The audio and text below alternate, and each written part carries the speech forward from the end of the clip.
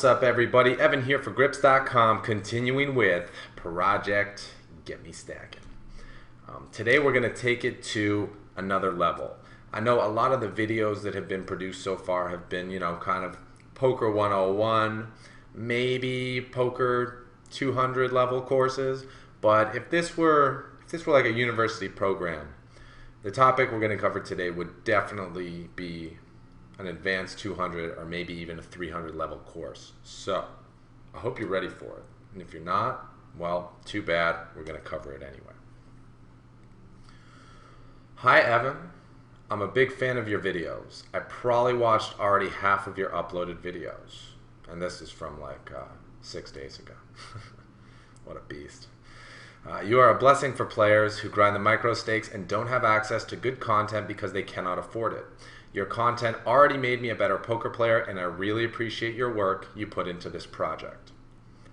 I have very often problems in finding the right bet size, especially in river spots. Could you make a video that focuses on bet sizes and elastic and inelastic hand ranges? Greetings from Germany, Thorsten.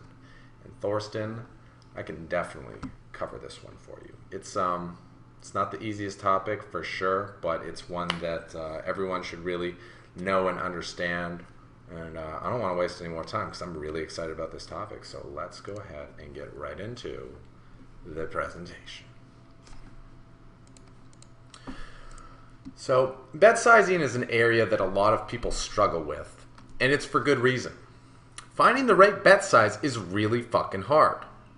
We know that on every turn that we have to act, we have three options to choose from: the bailout, the continue for the minimum, and the raise the stakes options.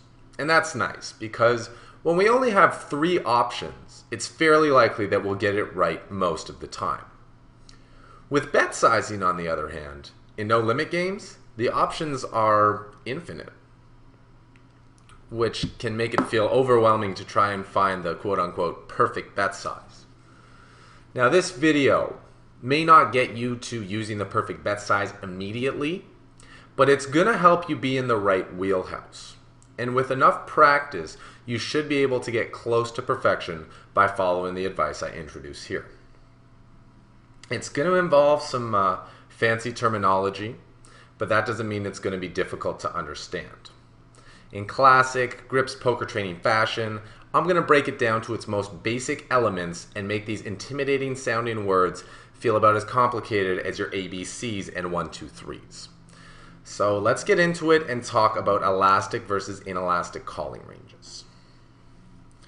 First thing I want to mention to make it seem like your options are a bit more specific is that bet size should usually be in relation to the size of the pot. The great thing about online poker is you can pre-program your auto bet size button, so you only have to choose from 3. Typically, your range of bets would be quarter pot, third pot, half pot, 2/3 pot, 3/4 pot, full pot. And on the extreme ends of the spectrum there is also the min bet and the over bet. But if you look at it this way, in terms of relative to size of the pot, you never have more than 10 options, and most of them are fairly similar to each other.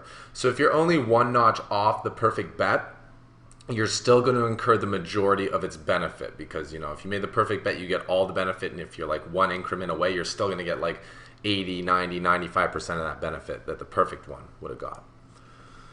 So what does an elastic calling range mean, and why does the elasticity of a calling range matter? This idea of elasticity is a theory taken from social science, if I'm not mistaken. If something is elastic, it is sensitive to changes in input value. An example of this would be luxury goods like sports cars and expensive vacations, with price being the input, or with income being the input. When income changes, people aren't going to buy as many sports cars, and when the price of sports cars goes way up, people aren't going to buy them as much because it's sensitive to it. If, on the other hand, something is inelastic, then changes in the input value don't have a big impact on the output. Examples of this would be food and water. Demand for these won't change much in relation to price because we need them. So, an elastic calling range means your opponent will call with a different set of hands based on your bet size. Sensitive to your bet size, your opponent is going to call with a different amount of hands. And an inelastic calling range means they will call with all the same hands pretty much regardless of the bet size you choose. Basically, facing an elastic calling range, bet size matters, and facing an inelastic range, not so much. We'll get into how to identify what type of situation you're in later in the presentation. So let's start with the easy one. When you're facing an inelastic calling range, when your opponent will call with the same hands regardless of the bet size you choose, you want to try to extract as much value as possible from your value hands. For this reason, you will want to bet as big as you think your opponent will call. Typically, this will be somewhere between 75 to 90% of the pot, with some exceptions, of course, and usually this is going to be on river situations that you want to implement this because you don't have to worry about your opponent catching up or outdrawing you. The equities are pretty much fixed. Now with your bluffs, it will mean that you're betting this size too because we want to be balanced. We don't want our opponents to be able to read our hands very easily by choosing different bet sizes. So we're going to bluff for the same size that we would value bet with. But ideally, you should be value betting much more often than you're bluffing. So overall, you will be benefiting from betting on the chunkier side when faced with an inelastic calling range situation. Facing elastic ranges, things get a little more complicated, since the goal again is to extract as much value out of the situation as possible. You're only going to get into every poker situation so many times in your poker career, and every time you get into one, you want to have the best shot at extracting the maximum value from that situation because you may never find yourself in that position again, and you really don't want to fuck it up. That's especially the case in a tournament poker. Typically, in an elastic situation, your opponent will call a tiny bet with all of his hands and a massive bet with very, very few of his hands. Any bet size in between will be matched with an appropriate amount of calling hands, falling somewhere along this spectrum between calling with everything and calling with nothing, hence the inverse ratio of hands that he calls with compared to your bet size. To determine what your expectation is, you have to look at what number of hands your opponent will call with, thinking in terms of hand combos, and multiply that by the amount you're betting to see what your payoff is. So a good exercise is to try a few options. Pick a small bet, a medium bet, and a large bet. Think about what percentage of your opponent's hands that he has, that he made it to the river, he would call various bet sizes with, and multiply the number of hands he will call with compared to each bet size to determine which bet yields the highest expectation. You may find that decreasing your bet by an increment of like 10% gets you called by an extra 30% of hands. So in that case, you definitely want to bet a little bit smaller.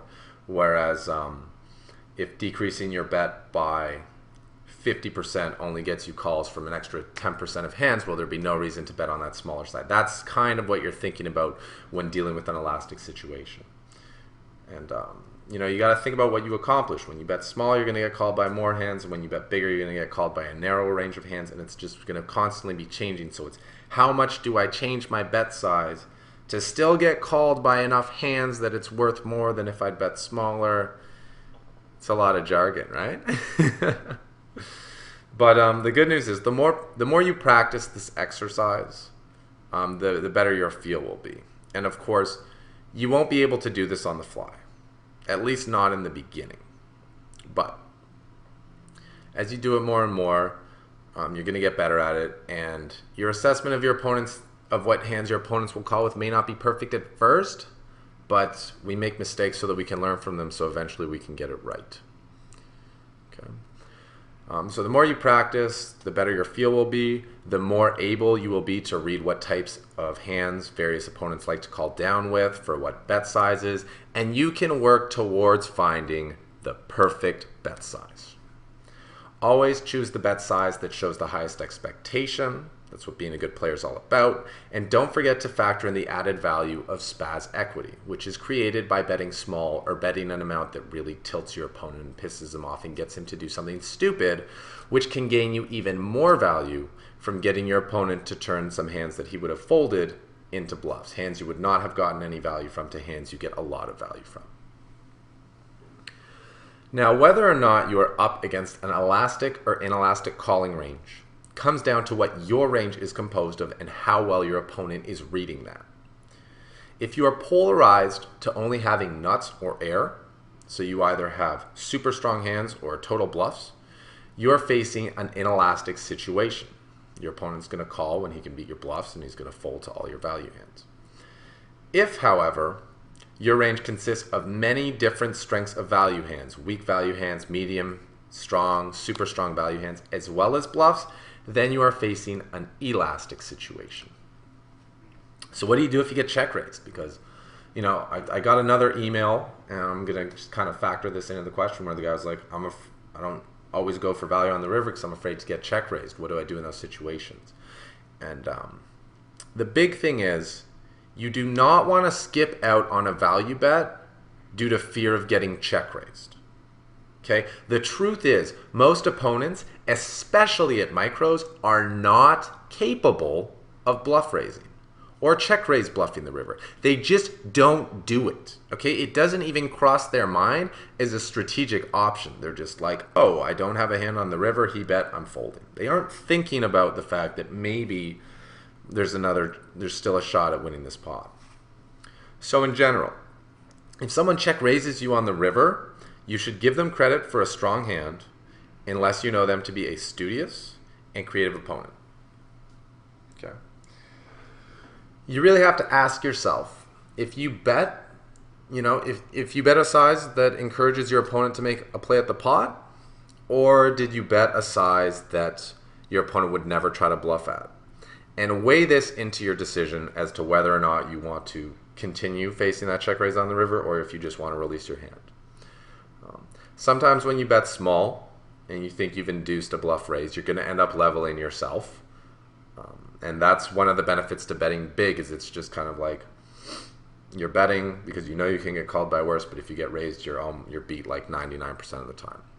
But the key thing is that if you stick with the plan you made before you put your river bet out there, whether it was to bet call or whether it was to bet fold, you will usually be making the right decision. Okay. And that wraps up the presentation on finding the right bet size. I'm like, whoa, that was a mouthful, right?